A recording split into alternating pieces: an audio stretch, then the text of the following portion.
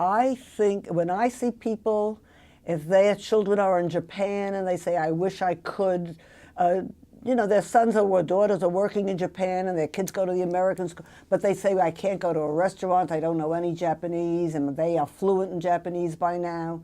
I always advise strongly to get Yiddish, to get those songs in children's songs. You get the rhythm of the language. And when I went to Israel to visit family, I was surprised at they were surprised that I was surprised at all the Hebrew I understood and spoke. They couldn't believe it. They couldn't believe it because so I knew the grammar from all these different songs when I was in the Shomer.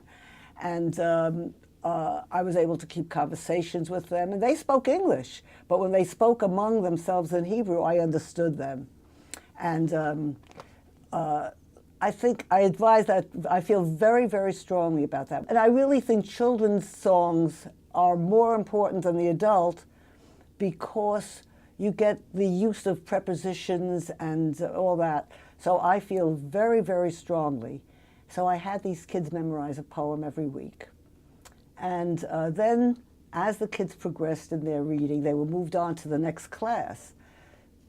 So the immigrant kids moved faster than the ones that were really in the class, but they gained a lot of authority helping. I had, it was my own system, I had teams of the immigrant and the American so that they would learn the English.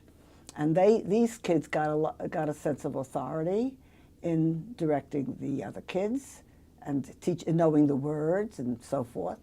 So it worked, and they learned a lot of English that way.